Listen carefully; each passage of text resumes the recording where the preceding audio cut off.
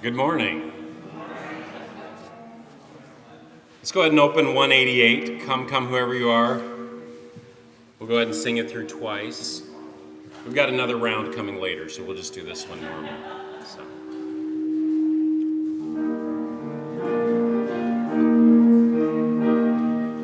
Come, come, whoever you are, wanderer, worshiper, lover of leaving, ours is the caravan of despair.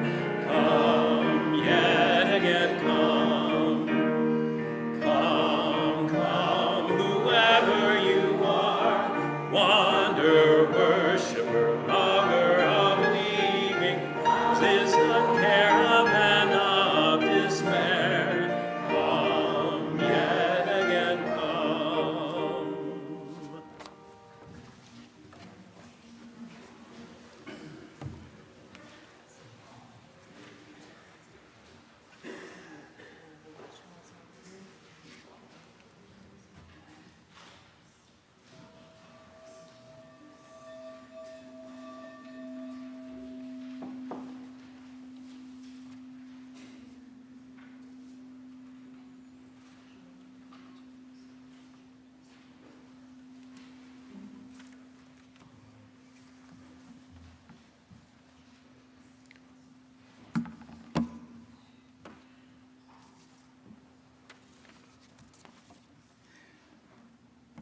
Do we have our chalice lighting words for everyone?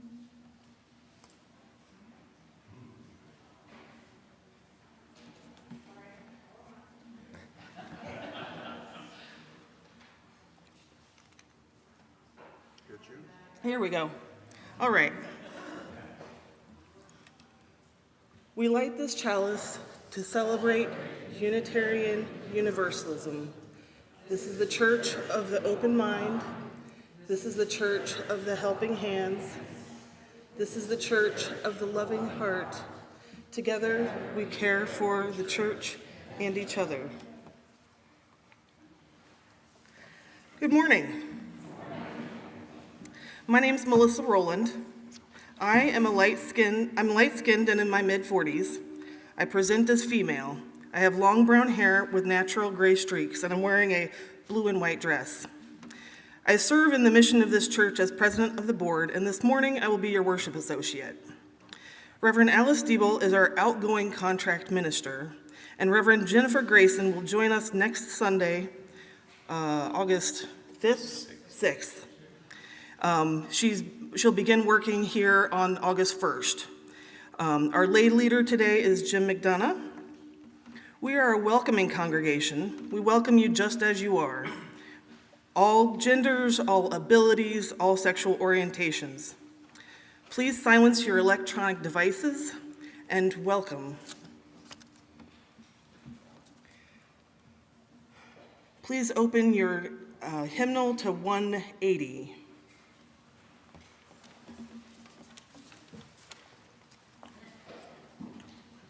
Please rise and bow to your spirit. This is the one we will sing as a round. So we'll all sing it through once together, and then we'll do group 1, group 2, group 3. And once we start the round, we'll sing it through twice. Okay? Little introduction, yeah.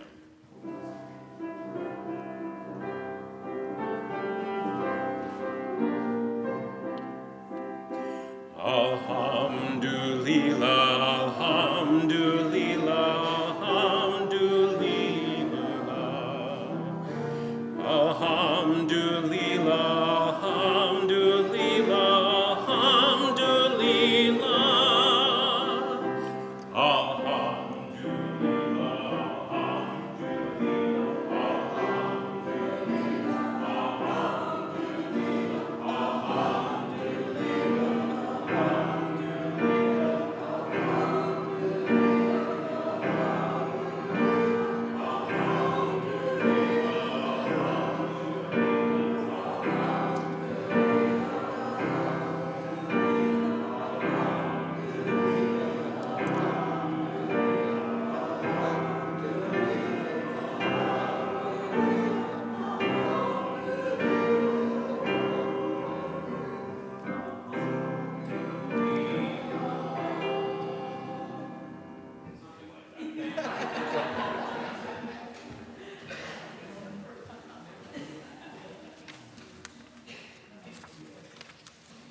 Please recite with me our affirmation.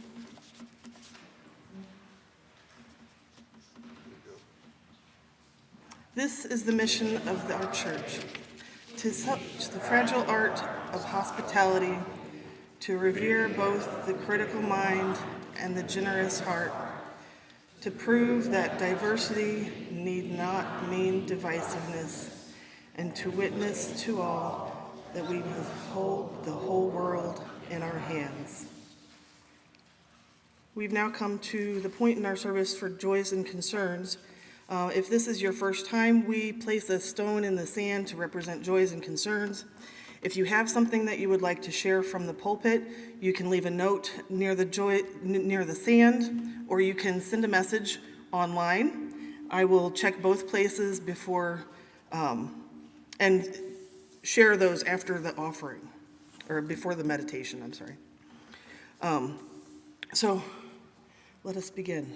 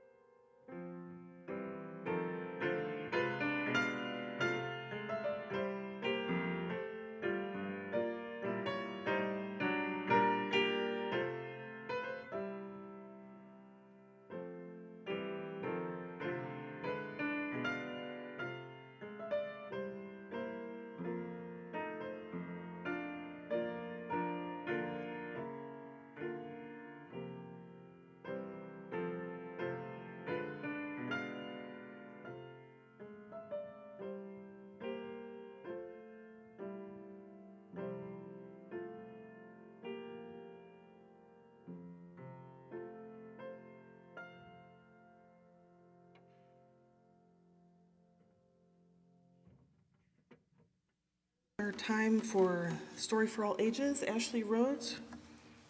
Thank you.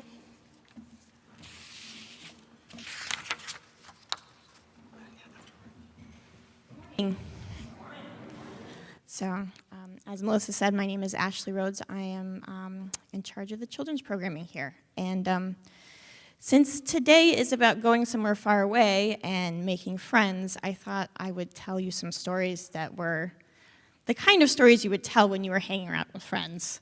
So these are all stories about Nasruddin Hoja, there's thousands of stories about him in the Muslim world. He was a 13th century mullah. In some of them he is wise, in some of them he is more of a fool. And many, many of them are funny. And there is a tradition that you can't just tell one story, you have to tell 7, but they're short. And there are many, many about him and his donkey. So the first one, so one day Hoja had to go to one of the villages nearby. He got on his donkey, but it wasn't doing anything he told him to. It would stop, it would start, and he was not going to make it to the other village, let's put it that way. And a friend stopped him and said, "Where are you going?" And he said, well, I'm going wherever this mule takes me. That's the first story. The second story, one day Hoja's wife baked his favorite dessert. They ate most of it and saved the rest for breakfast. But that night, and Hoja couldn't fall asleep, he woke up his wife and said, wake up, wake up. I have something very important to tell you. And his sleepy wife was trying to get up, and he rushed to the kitchen and he brought the dessert back and told his wife, we need to finish this. It's better to have it in our stomach than in our mind.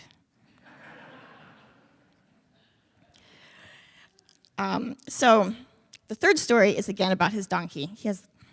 And this time he's lost it, and he's walking around looking for it, and he's saying, thank God, thank God, thank God.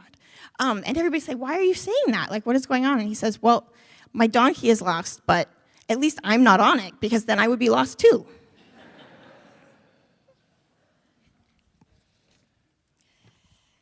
Now, he has many friends, and so one day he was traveling and met a friend who had never been to a town, and they were going there together.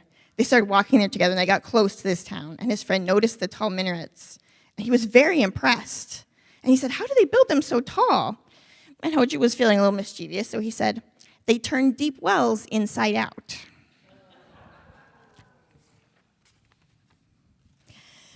Okay, so again, Hoja has lost his donkey. And this time he rushed to the marketplace and he announced, whoever finds and brings me my donkey to me will have it, including its saddle.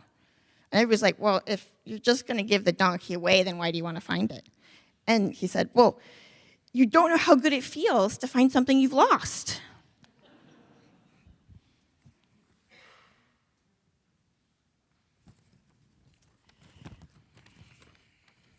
So I have one more about his friends. That's a little longer. So it was a cold winter day, and his friends were trying to play a trick on Hoja, and they wanted to win a free meal. And they said, if you could spend the whole night in the town square without a fire to warm you up, we will invite you to dinner. But if you can't, then you will invite us. Is it a bet? And he agreed. He went to the square, and he found himself a place to spend the night. He was about to freeze, but managed to spend the whole night there. His friends were surprised to find him in the square the next morning. How did you do it? They asked. It was pitch dark, so I sat here in the light of an oil lamp miles away, he replied. Oh, you cheated, they said. You must have kept yourself warm in that light, so you have to cook us a nice dinner now. So, a few days later, they all went to Hoja's house. He had a big cauldron hanging from a branch of a tall tree, and below the cauldron, he had lit a candle on the ground. His friends started getting anxious and asked, well, when is the dinner going to be ready? As soon as the heat from the candle boils the water in the cauldron, I will start cooking your dinner, he replied. That is impossible, they exclaimed. Well, just as the light of that weak oil lamp miles away kept me warm, the heat from this candle below will certainly boil our dinner. So I have one more, and it's one of the, I'm ending with it. It's another donkey story, but it's one of the most famous ones. So Hoja is traveling with his ministers, and he's riding a donkey, and they're walking behind. But he decides to ride on the donkey backwards. And they say, why are you doing this? And he says, well, if I was in front of you, then I wouldn't be facing you. If you were in front of me, I wouldn't be facing you. But this way, we are facing each other, so that's the way we have to do it. That's our last story. Thank you.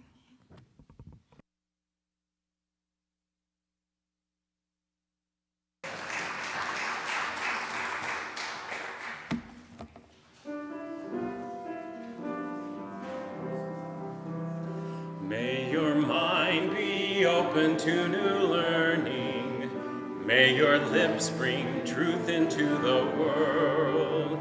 May your heart know love and your hands do the work of justice as you go your way in peace. May your mind be open to new learning. May your lips bring truth into the world. May your heart know love and your hands do the work of justice as you go your way in peace.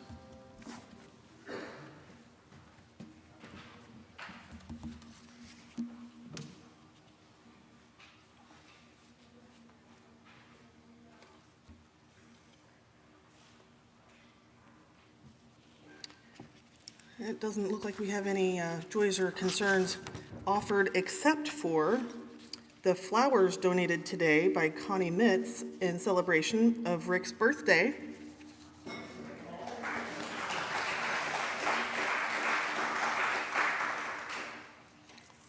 Let's take a moment of quiet meditation.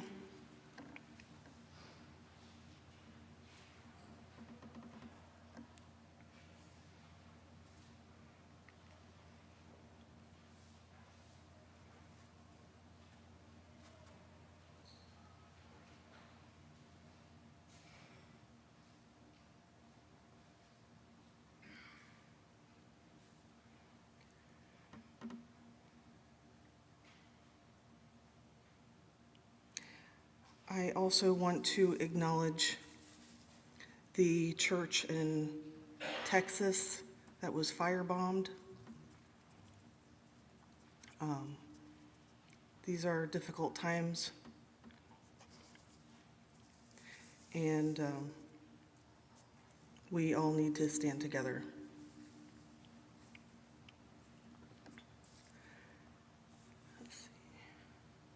We will now collect the offering for the good work of this church. Please give as you're willing or able.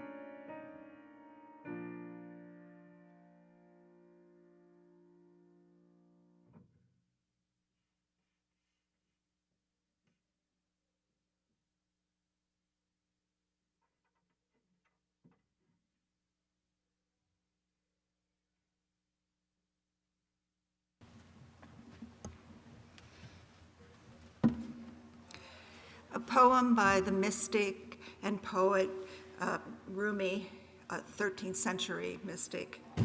The Guest House. This being human is a guest house. Every morning, a new arrival, a joy, a depression, a meanness. Some momentary awareness comes as an unexpected visitor. Welcome and entertain them all, even if they are a crowd of sorrows who violently sweep your house empty of its furniture. Still treat each guest honorably. He may be clearing you out for some new delight. The dark thought, the shame, the malice, meet them at the door laughing and invite them in.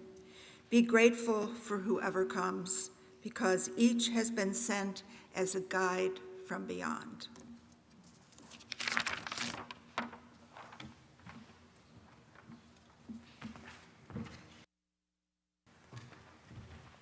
We'll now sing hymn 1012, When I Am Frightened. Please rise and bow to your spirit.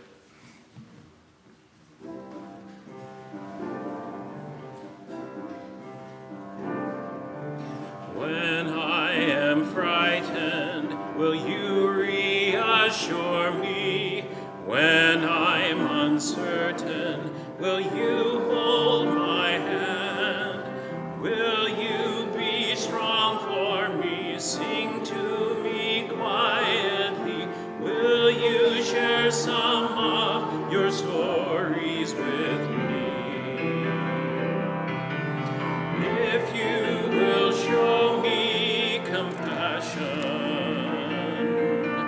then I may learn to care as you do. Then I may learn to care. When I am angry, will you still embrace me? When I am thoughtless, will you understand? Will you believe in me? Stand by me willingly. Will you share some of your questions with me? If you will show me acceptance, then I may learn to give as you give. Then I may learn to give. When I am troubled, will you listen to me? When I am lonely, will you be my friend? Will you be there for me? Comfort me tenderly. Will you share some of your feelings with me? If you will show me commitment, then I may learn to love as you do. Then I may learn to love.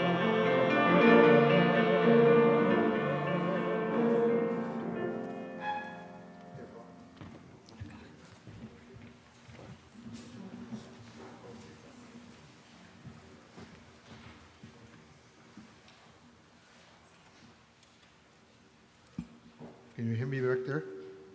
Yeah. Claire? Your computer needs your help here.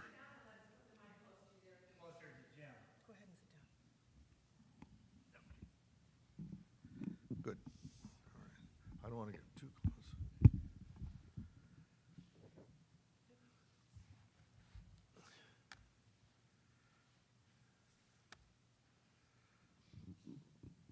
It requires password.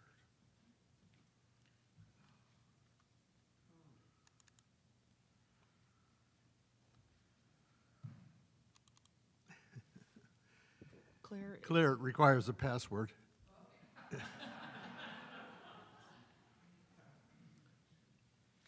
More specific. Or your finger. Yeah.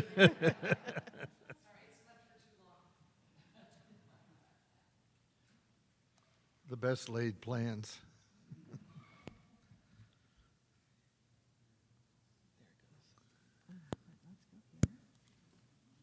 Okay, now Then you're ready to, be sure I have this small enough. is that small enough to see everyone? That should be okay. So, all yeah. right, we got you up there too. But I'm going to have to wave at you. That's, yep. Okay. All right. Okay. Can you hear me all right back there? Yeah. Thank you.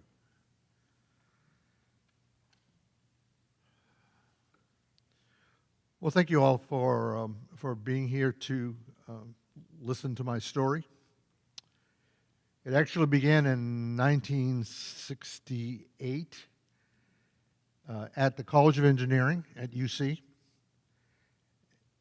I had just completed my PhD program there and had been teaching for 4 years as an instructor and was beginning my 5th year, but it was in a strange position where the university wasn't going to hire me to be a faculty member because they just don't do that, hiring somebody immediately out of their PhD program. When I went to the Christmas party at the dean's house, and I asked him at the party, "What's with these Afghan students that I see in the hallways?" And he responded, "I'm glad you asked." And I sort of characterized the next 6 months as a rapid movement to Afghanistan. It seems that the College of Engineering was a part of a 10-school consortium that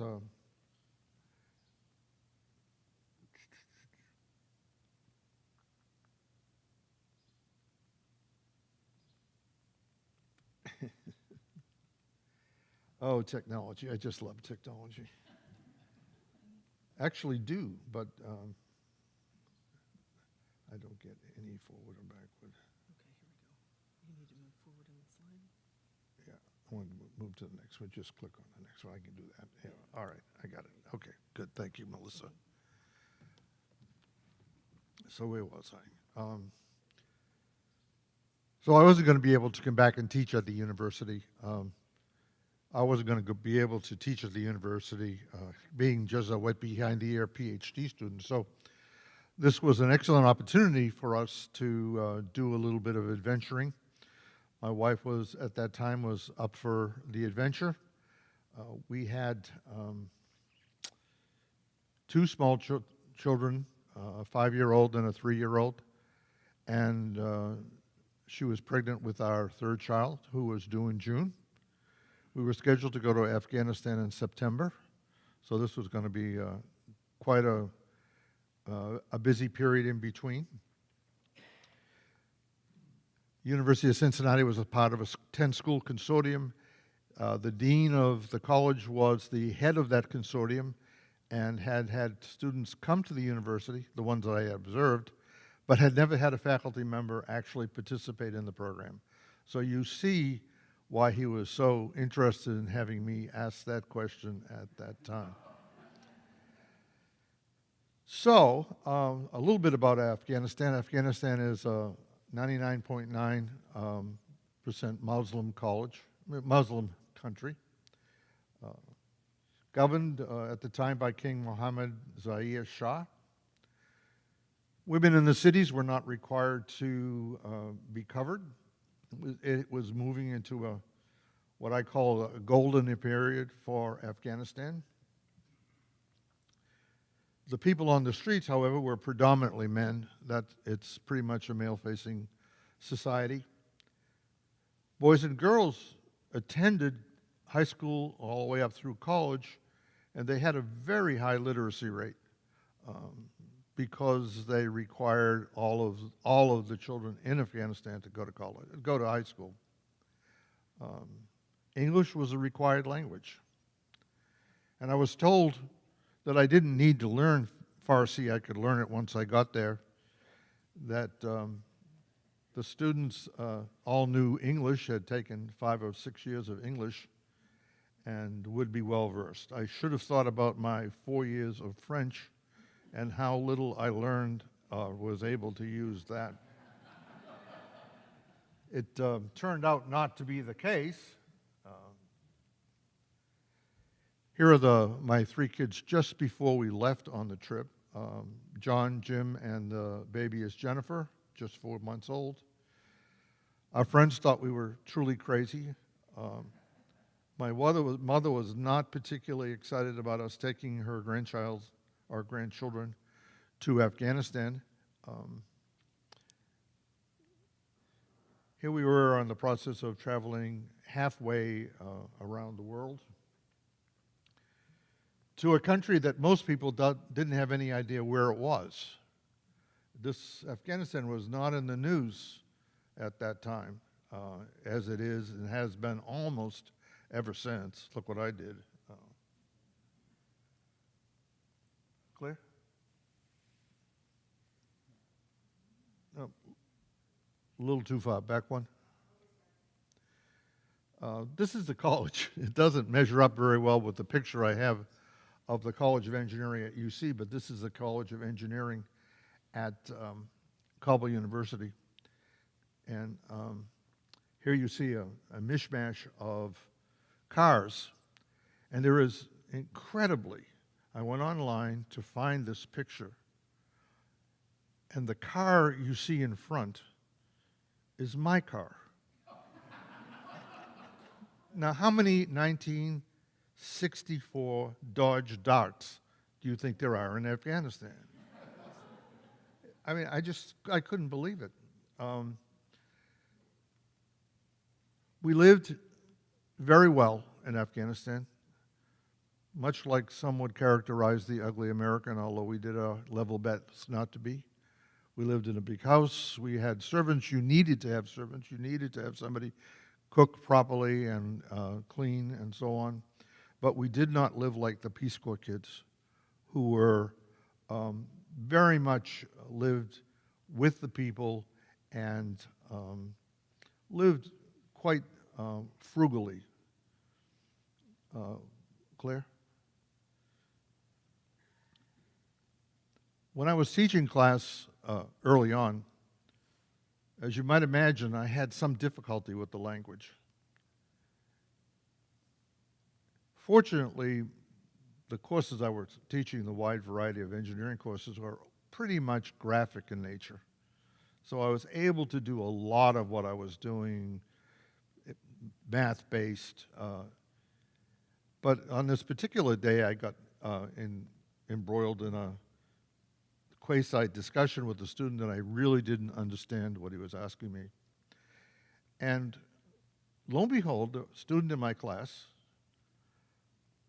asked in crystal clear English, would it be okay if he helped? Well, oh my heavens, that was just exactly what I needed at that time. His name is Mateen Rain. And this is Mateen with the 3 kids.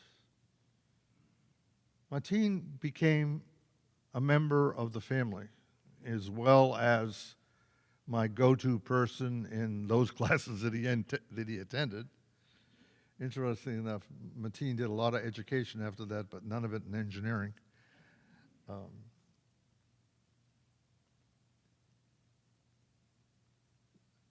Claire?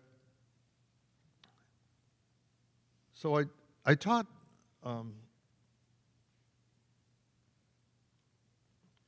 my job, by the way, in Afghanistan was to train senior Afghan students to become faculty in the College of Engineering. The goal was for me to work with them while they were seniors, and then for them to come to the States for a master's degree, and then for them to go back and to be faculty members in the College of Engineering. It was a great plan. Time has just destroyed that plan entirely.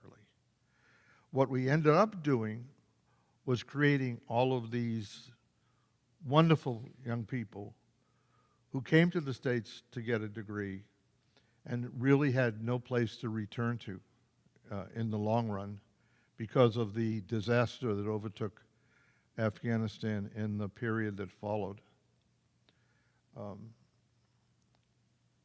With Mateen's help, while I was there, we created a football team, flag football, softball, and basketball. And the young men played in all of those sports. The purpose of the sports was to provide competition for the high school students. There was an American international school in Kabul, and they had, a group of kids in high school that wanted to play football. So they cobbled together teams. The Marines had a team, the Peace Corps had a team, the College of Engineering now had a team, and we competed with the high school students in that team league. We became really, really close friends. And it was a delight spending that time in Afghanistan, working with these young men, almost exclusively young men. Here you see the group. Mateen is on the far left over there, and I'm on the far right. He's in uniform. I'm not. I didn't do much playing. I did play flag football just long enough to tear my ACL, and that took care of my playing career. At the end of each of the years, there is a next one, Claire. The seniors make a trip, which is really quite a nice thing. It only began in the previous 2 years, and they would get together and take a bus around the country and visit factories, sites of interest that they had never seen, like the Buddhas, for example, in Afghanistan. They were still there at that time, and it was a great trip. Now you'll notice that there's a woman in this picture. This was the only female in the college, not unlike the College of Engineering at UC at that time, to be honest with you. And she went on the trip, but they had to have a special car for her. You can't mix, wearing clothes on the street, wearing your street clothes without covering on the street is one thing, but mixing them together in the bus was one step too far for them. So we traveled around the country, and that's saying a lot. There weren't many main roads in Afghanistan. So I have this delightful picture of the bus passing over a bridge, which is nothing but logs laid horizontally, and it swayed like the belly of an elephant, because every time it would dip, they would put more stones on it. The final result is inevitable, but I was happy to pass over the bridge and not be a part of that. This was truly an amazing period for our family. We loved our experience in Afghanistan. This set the tone for my disbelief in the basic tenets of the Catholic religion. This was a wonderful, loving community. They took terrific care of their poor. I couldn't believe that these were others and weren't welcome into the paradise that I had been trained to believe was out there. It was more than I could believe. And it was the groundwork for my eventual departure from the Catholic Church. All right, Claire,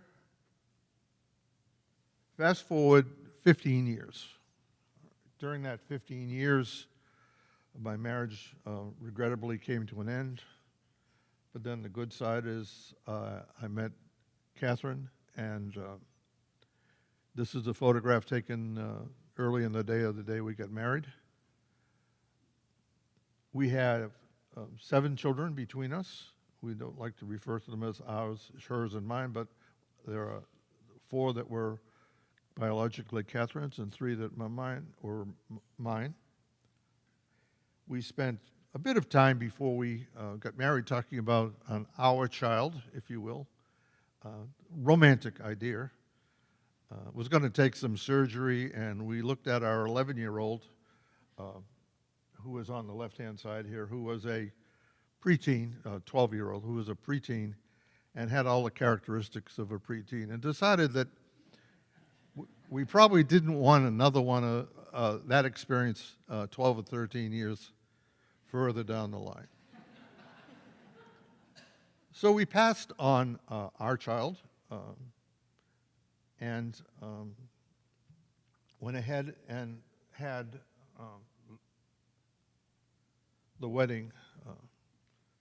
Now I have a test for you. How many of you recognize the minister in that picture, this picture? 1, 2, 3. just about what I would have guessed. This is Paul LaRue.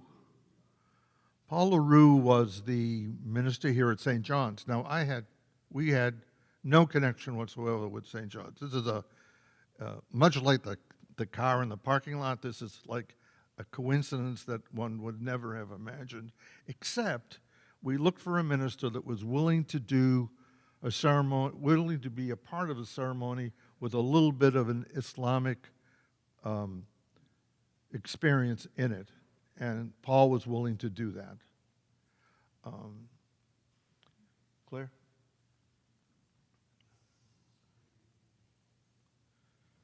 So, you want to move on, Claire?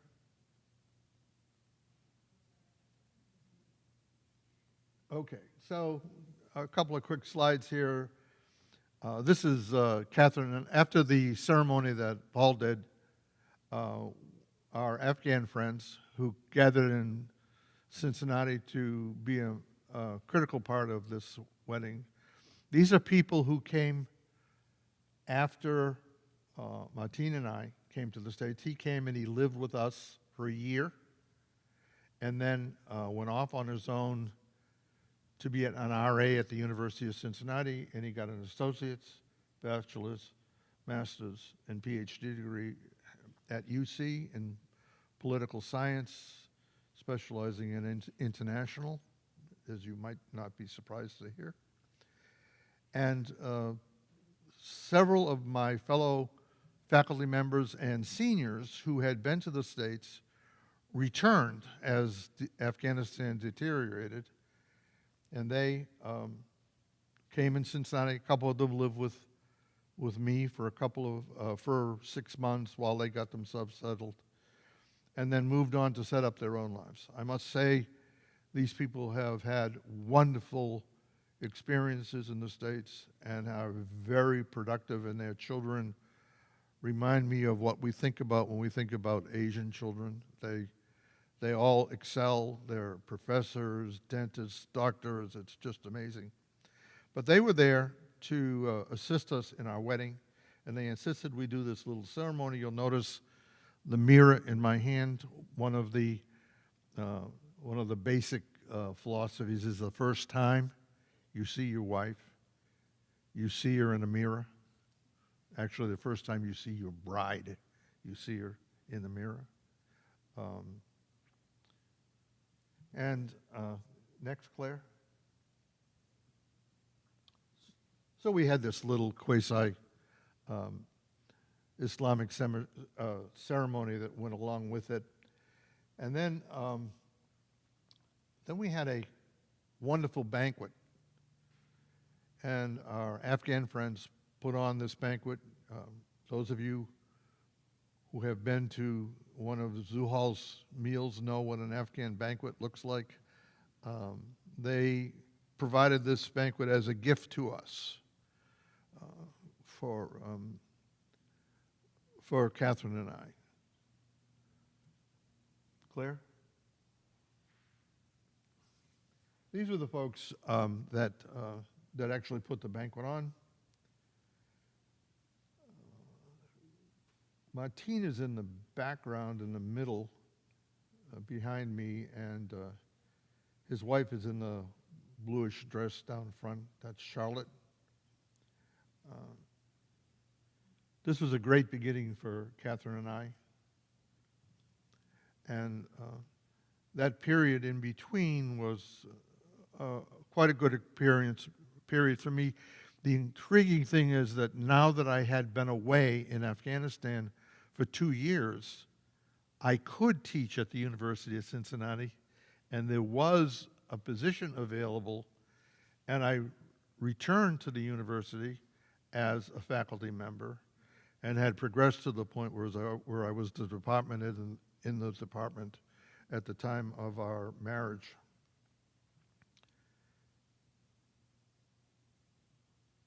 All right, now we need to fast forward another 15 years to 2009. Martin, I hope you're noticing the thread in this story. Martin is in Afghanistan, And he's working with the military and the local rural tribal councils, and he's trying to create peace in Afghanistan. He's been very, very involved in writing and traveling to Afghanistan and trying to make peace work. He is, as you might imagine, absolutely, totally devastated by the current state of Afghanistan, but at that point he was hopeful, working hard. While he was in Afghanistan, living in the green zone, a woman approached him who was the executive director of an agency called Solace for Children.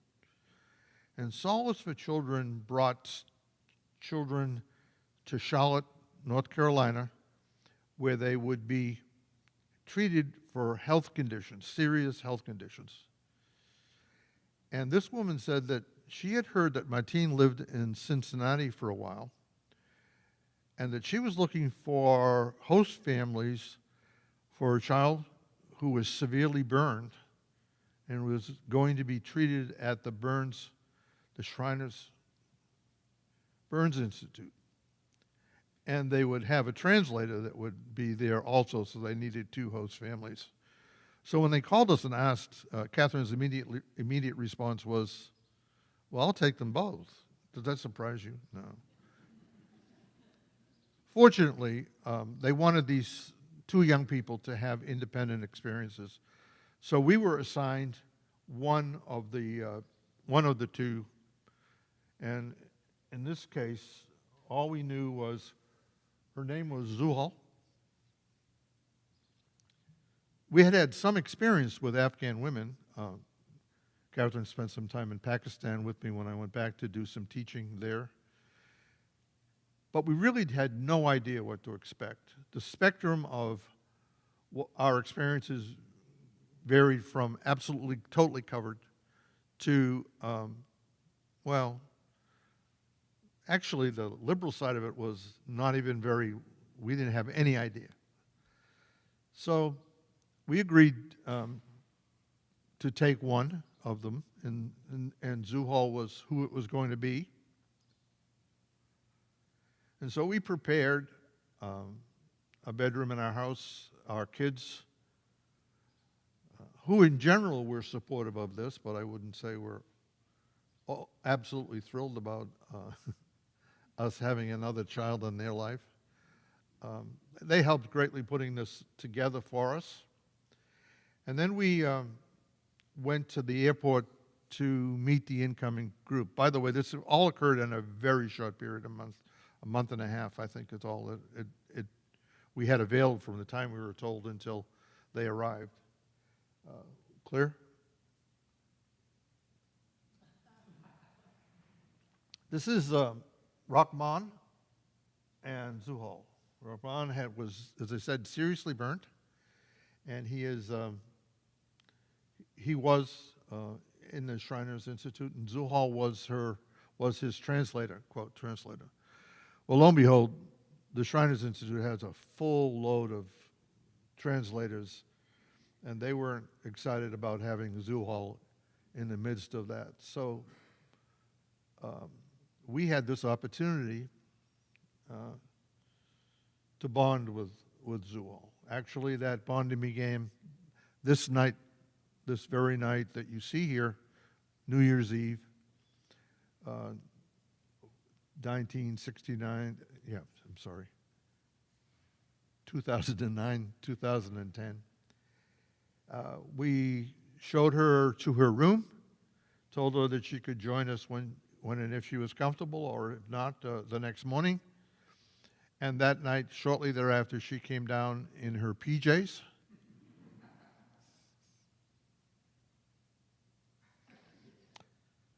And it was Mom and Dad from day one.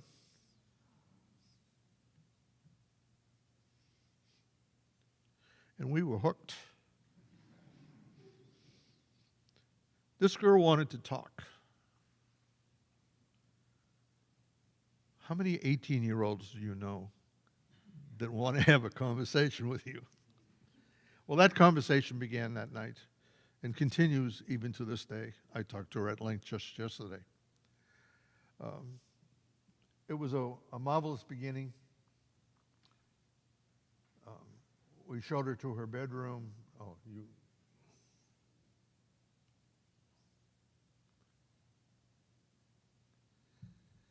This is the message that we had emblazoned on the wall for her, and she took it quite seriously. She only had 3 months to spend with us because that's all they allowed the translators to have. Now, I should also go back and point out that she traveled halfway around the world with this 12-year-old. She was accompanied by her sister, twin sister, Nia, who also had a 12-year-old boy who had kidney problems and was going to be treated, or who was treated in Charlotte, North Carolina. So when they came, just think about the 4 of these young people traveling together back in that time without any guidance at all. Nia Zuhal claims that she was in charge of them all, and knowing what we know about Zuhal, I think we can all agree she probably was in charge. So she was in Charlotte while Zuhal was in Cincinnati, and she was up for this experience. We had 3 months to show her America. We did everything we could. I, of course, at this stage was still, I guess I was associate dean now with the college and pretty busy. Now, let's see, 2009, I was actually dean at Claremont College. And we would spend weekends making trips, took vacation, went to Florida. And you have the next one, Claire? And visited our friends in Florida. This picture contains my brothers, another one of the Afghan families that stayed with us and then went on to build a career in the Florida area. Wonderfully welcoming people, and they welcomed Zuhal and gave her all kinds of gifts. One of the things we discovered in that world is that if you are a guest, their guest, they would give you the clothes off their back. We went to visit Mateen's sister and commented about how nice their carpet was, and they were rolling it up to put it on top of our car. We actually had to struggle with them to stop. That's not at all what we had intended. Well, that wonderful 3-month period went by pretty quickly, and we were at the end of the 3 months, and Zuhal was reluctantly returning. Reluctantly, she wanted to stay, we wanted to stay. So I made this heart, which I wrote on it, "Someone loves you," and cut it in half with a pinking shear and gave her half of it and told her that we would put it back together when she returned. Well, there was no guarantee that she was going to return. In fact, we didn't know how that was going to happen. But we set out to try and make it happen. She had had the opportunity to visit Claremont College, which turned out to be incredibly important because the people at Claremont College were able to speak for her English abilities. There was no way we were able to work out her getting the international English language exam in Afghanistan, and as a result, she would not have been able to get into UC without it if they hadn't had an opportunity to have met her beforehand and to accept her English skills. We spent that 6 months working, trying to get everything taken care of, but it looked like the time was running out, and it got right down to the last week, and she was finally told that her visa was ready. We had had help with the visa with our local rep, Portman helped, and finally they called her and said that the visa was ready, but she would have to go to the embassy to pick it up, and Kabul was in turmoil. The embassy was closed because there were riots going on around the embassy, and it didn't seem to be any way she was going to be able to get this visa. And she called the embassy, as I said, which was closed, and somebody answered the phone. And she told them her story, and they said, "We will meet you at the fence with your visa." And they did. And when she returned, we put the two pieces of our hearts back together again and proceeded on a relationship that goes on till today. Next one, Claire. This is a particularly interesting picture. Not only does it have this wonderful banquet, but it has George Dershomer and Phil Henry in it, both of whom have departed regrettably. Great people. George always used to say to me, "Jim, you can give a sermon anytime. All you have to do is do the research and get up and talk about it." He had this amazing ability to do that. With me, I'm still struggling with this one. So this is typical of the kind of thing that Zoo Hall would put together.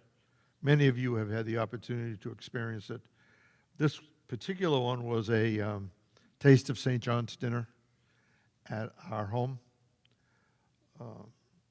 And she quickly became a part of this congregation. She joined the adult group. We went to the mosque with her. She came to St. John's with us. It was a wonderful partnership.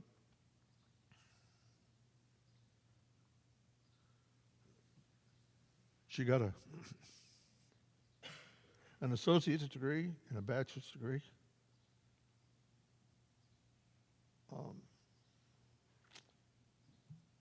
Claire? And during that time, she worked on getting her family to the States. She got a green card, which allowed her to then begin to work on that process. And during the 9 years she was with us, about 6 years in, her family joined us here in the States. This particular picture is at the airport in New York, where they just got off the plane. A wonderful parishioner from this church gave her the money to fly to New York and meet her family as they arrived. Her sister wasn't too thrilled about that, but she just loved it. It was a great thing. They had been apart now for 7 years or so, and they moved to Charlotte, where they had a 3-bedroom house for all 6 of them, 7 of them. And then they came to Cincinnati to visit, and this congregation welcomed them with open arms. This is a cake that you guys made. I can't say enough about how much this congregation made of a difference for us in this relationship. The reason I wanted to give this talk initially in January or February was for the obvious reasons. For those of you who are going through this difficult period for us, I wanted to point out that this congregation reached out to Zoo Hall, an Islamic woman, and to her family. So you were wonderful to her. And Kathryn and I very much appreciated that support.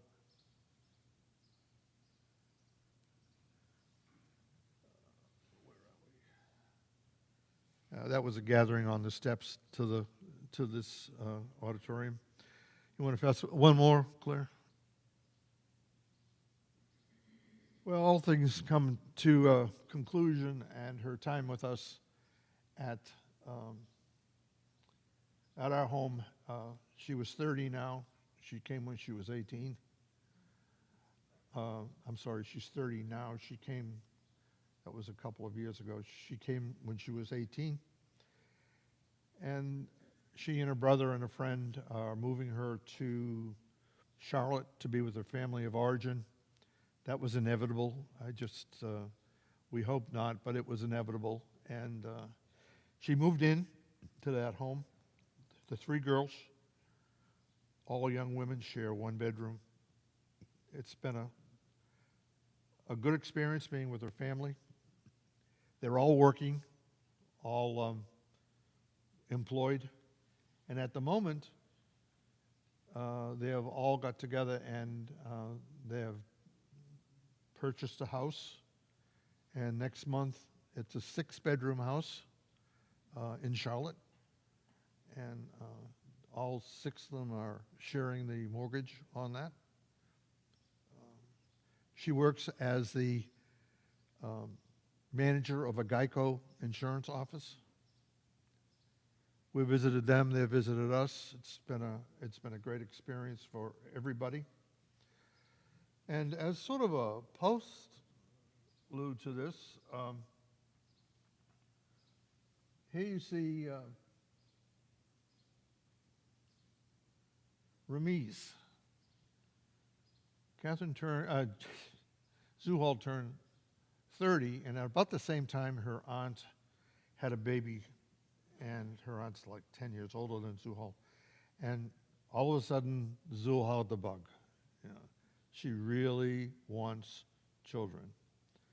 She'd been conversing with Ramiz on the phone from Afghanistan for the past 2 years, and she was convinced that he was the one, and so he is here. He arrived a couple of weeks ago, and he'll become a part of that family as soon as all of the appropriate things are done. They had him living in a hotel. He's a good guy. She came up 2 weeks ago for a family wedding, and Ramiz came with her. Incredibly, with our weddings, there are only so many seats, at a wedding. Count the guests and so on. So we didn't know he was coming, so he wasn't able to go to the wedding. She was totally all right with that. In fact, her sister came along to try and help to take care of him. Meanwhile, if you go to an Afghan wedding, it's come all. Everybody is invited to an Afghan wedding. And then Zuhal and AD recently encountered 2 Russian couples in a gas station who had just come through the Mexican border. They're Russian refugees. Both of the men were military age and did not want to be in Russia. And they came the hard way through the Mexico pathway. They were legal in the sense that they came through and they were given temporary leave and will see a judge in a few weeks. And they were in this gas station sort of lost. And AD and Zuhal encountered them. They didn't speak, they only spoke Russian and Tajiki. AD speaks Russian, her brother, and Zuhal speaks 6 languages, of which Tajiki is one. And these people fell in love immediately with Zuhal and AD. They put them in the back of their car, took them to a hotel, and have been taking care of them with various degrees of help ever since. Catholic Social Services helped them. So I said to Zuhal when she was up, "Why do you do this, Zuhal?" And she said, "I'm paying back. I tell people that I am a Muslim woman with unitary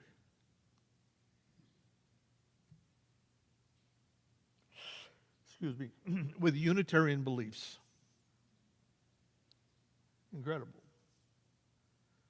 And I wanted to complete the story here. The last one.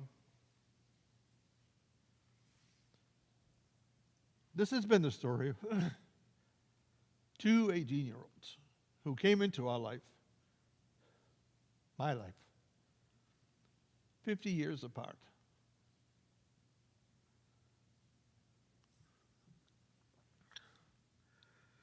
Who have had incredible impact.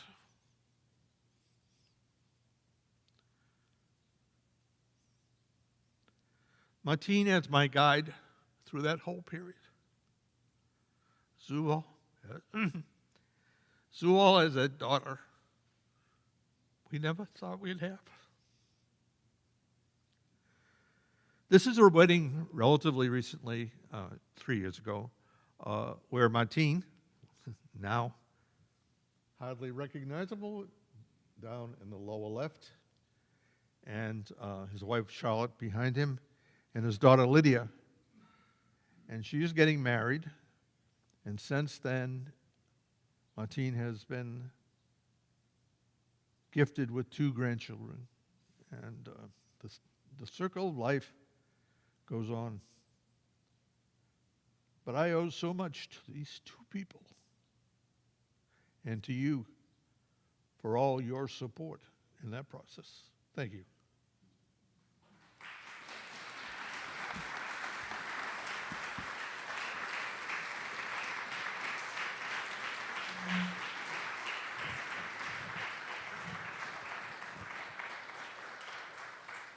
Thank you, friends.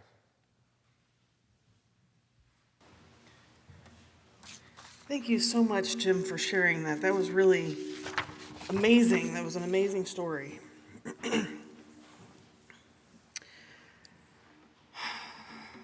Well, we have to move on to announcements. It feels a little harsh, this transition here. I'm sorry. Announcements we have. Reverend Jen will have her first Sunday with us next week. We're going to have a potluck after service, and we're asking you to bring things that don't need a lot of reheating so that nobody has to miss her first Sunday. We can just, move right into the eating after service is over. We have 4 families that will be taking part in the Found House Shelter in October. Please see your order of service for more information about that. There's information also in the order of service about the Spirit Team, and Tai Chi is returning. I did mention earlier the flowers were donated by Connie Mitz for Rick's birthday, and if you would like to donate flowers for an upcoming Sunday, who do we tell? Because I don't remember. Who, does anyone know? Nancy Greenlee. Tell Nancy Greenlee. I think it's $35, and you can donate flowers for Sunday, and then after the service is over, you can take them home.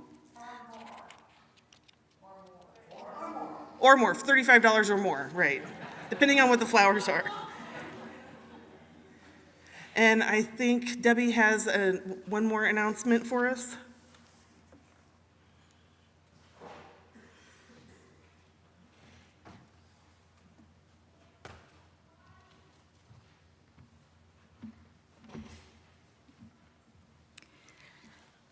This is the very last decluttering announcement I'm going to do.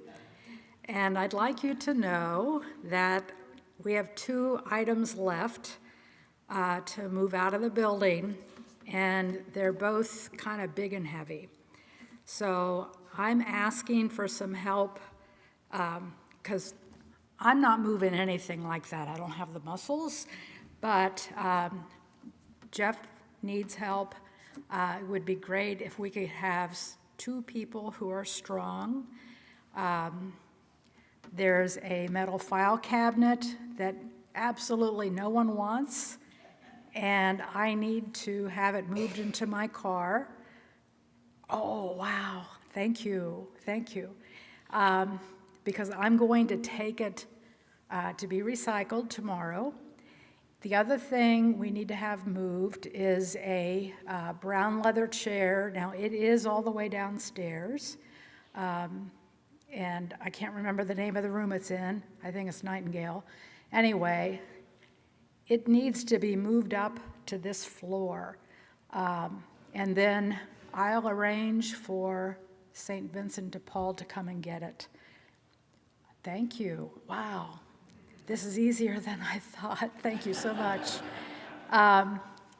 So anyway, they'll come and pick it up. It just has to be outside. So if we can get it on this floor today, I'll worry about the day that they come to pick it up another time. So anyway, thank you for your help. Thank you to all of you who took things home. And thank you to the group of people who did all the decluttering help. So it was a good experience. Thanks.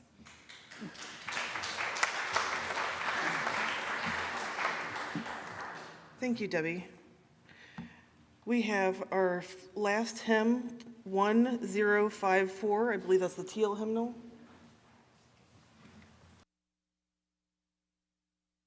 Rise and body your spirit.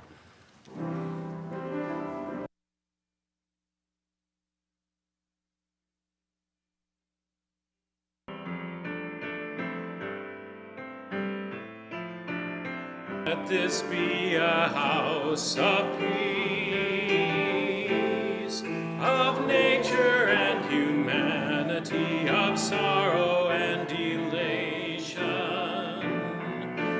Let this be our house, a haven for the healing, an open room for question and our inspiration. House of peace. Let this be a house of peace. Let this be a house of freedom, guardian of dignity and worth inside us. Let this be our house, a platform for the free voice, where all our sacred differences here shall not divide us. Let this be a house of peace.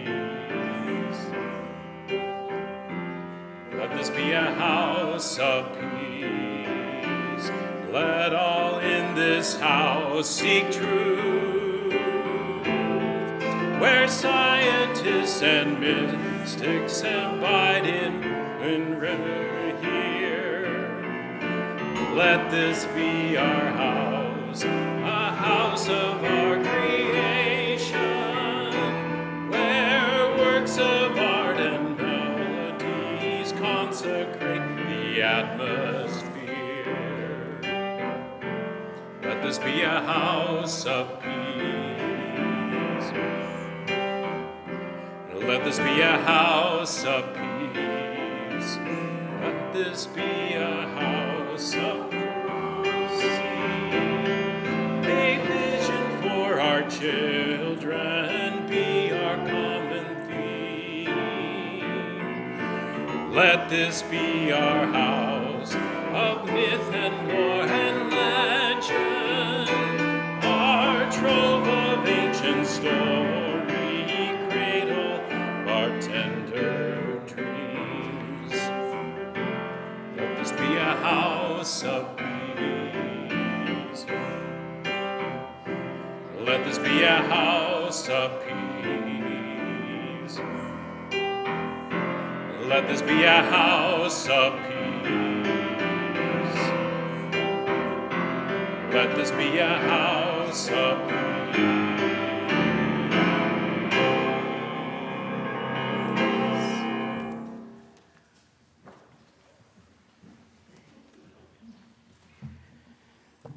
Our benediction today: hold on to what is good, even if it is a handful of earth. Hold on to what you believe, even if it is a tree that stands by itself. Hold on to what you must do, even if it is a long way from here. Hold on to your life, even if it is easier to let go. Hold on to my hand, even if I've gone away from you. Please stay for coffee and go in peace. Thank you.